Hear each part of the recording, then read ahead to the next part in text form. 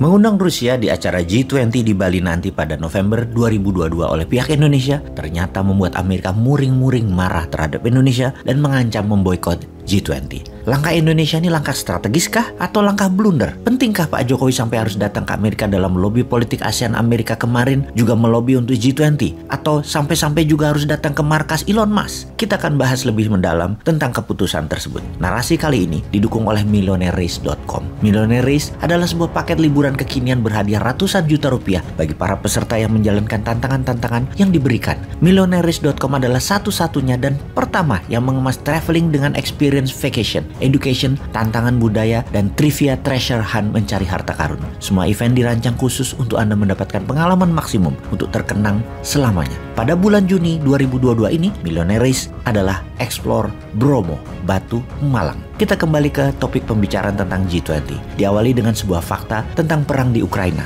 di mana Eropa dan Amerika ternyata yang membiayai perang Rusia tersebut. Sungguh, Amerika, NATO, dan sekutu adalah negara yang membiayai perang di Ukraina. Pengusaha raksasa penghasil mesin perang Amerika dan Eropa mendapatkan untung besar karena perang ini. Walaupun 40 juta penduduk Ukraina menderita dan negara sekitaran Ukraina Barat menderita karena menerima pengungsi dan wilayahnya dipakai untuk jalur senjata masuk ke Ukraina. Apa mereka para pengusaha mesin perang itu tidak peduli dengan korban perang di Ukraina? Jawabannya tidak. Di sisi pengusaha alat perang dapat dipastikan mereka tidak ingin perang berhenti. Kalau secara negara Eropa dan NATO lain lagi sikap negaranya. Secara kampanye pejabat dan sebuah negara harus terlihat mulia dengan seakan minta perang dihentikan dan mengancam memiskinkan Rusia. Di mana Eropa dan Amerika menyatakan memberikan sanksi ekonomi kepada Rusia. Mereka memerintahkan pihak swasta keluar dari Rusia, tidak berdagang dengan Rusia dan memerintahkan negara-negara sekutu menjalankan sanksi ekonomi juga kepada Rusia. Namun pemerintah Amerika, negara-negara Eropa tetap membeli minyak bumi dan gas dari Rusia. Itu sisi munafiknya mereka. Mereka bisa melarang India, melarang Tiongkok untuk tidak membeli minyak bumi dari Rusia. Namun mereka sendiri masih membeli produk Rusia tersebut. Asli munafik Amerika dan sekutu itu. Kemudian apa yang India lakukan misalnya? Naikkan jari tengahnya ke Amerika dan tetap membeli minyak dari Rusia. Begitu juga Tiongkok. India sejak perang Ukraina meningkatkan pembelian minyaknya dari Rusia hingga 40 juta barel. Sementara Eropa Barat membeli 20 miliar barel dari Rusia. Catat ya, India 40 juta barel selama perang hampir 80 hari Rusia-Ukraina. Sementara Eropa sekutu membeli 20 miliar barel. 500 kali lebih banyak dari India. Eropa sekutu membeli minyak Rusianya. Nilai itu kurang lebih 20 billion dolar setiap bulannya oleh pihak barat selama 3 bulan ini. Eropa, Amerika sekali lagi tetap membeli minyak Rusia. Presiden Uni Eropa mengatakan kemudian, kalau benar-benar ingin menyudahi perang di Ukraina, hentikan semua pembelian minyak bumi dan gas Rusia oleh dunia. Rusia akan tidak punya dana lagi untuk menjalankan perangnya. Namun ternyata tidak mudah hal ini dilakukan. Saat ini terjadi pembicaraan tingkat tinggi di Brussel baru-baru ini bahwa dalam 6 bulan ke depan Uni Eropa berencana menghentikan pembelian minyak Rusia 100%.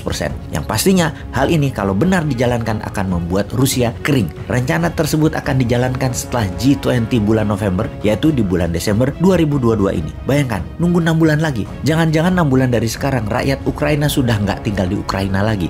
Sudah pindah dan Ukraina luluh lantak sudah. Lalu terjadi perdebatan karena Desember masuk musim dingin. Eropa memerlukan gas dan minyak Rusia. Sebaiknya digeser tambah 3-6 bulan lagi alias 9-12 bulan dari sekarang rencana pemblokade 100% minyak gas Rusia. Kemudian negara seperti Hungaria melalui Perdana Menterinya Viktor Orban malah teriak minta waktu lebih dari 24 bulan lagi dari sekarang agar bisa menyiapkan infrastruktur minyak bumi dari tempat lain yang membuat harga naik 50% lebih mahal dari minyak dan gas Rusia. Minyak dan gas Rusia memakai pipa jalur distribusinya. Kalau sumber lain pakai kapal FSRU misalnya atau tanker yang mereka tidak punya pelabuhannya, di mana mereka menyiapkan silo, tangki dan jalur distribusi baru atau menggunakan batu bara. Pembangkit listrik tenaga batubara coal power plant tidak mudah dan tidak cepat penyediaannya. Menjalankan perintah Uni Eropa untuk akhir tahun ini menyetop minyak dan gas dari Rusia ke Hungaria. Bagi Hungaria sama saja menjatuhkan bom nuklir di Hungaria. Hungaria tidak bersedia. Slovakia ternyata sejalan dengan Hungaria,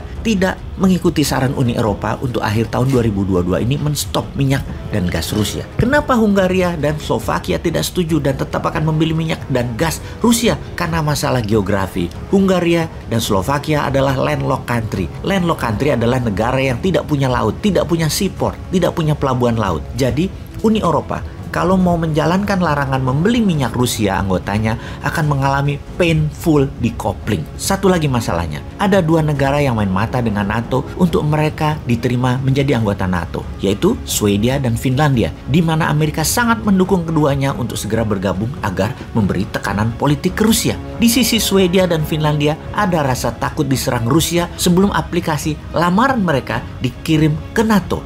Dan ini memang pernyataan propaganda dari Rusia akan menyerang semua negara baru yang menjadi anggota NATO karena mengancam keamanan negara Rusia. NATO adalah nation threat-nya bagi Rusia. Jadi kembali ke pertanyaan di awal tentang marahnya Amerika kepada Indonesia karena mengundang Rusia di G20 November 2022. Haruslah dilawan karena benar apa yang Indonesia lakukan tersebut, yaitu mengundang semua anggota G20 tanpa pengecuali. Amerika marah sama Indonesia, melarang semua negara membeli produk Rusia, tapi mereka sendiri masih membeli minyak Rusia. Kalau negara lain nggak boleh, dilarang-larang. Kalau sendirinya apa-apa boleh. Itulah Amerika yang double standard. Terus Indonesia harus takut gitu?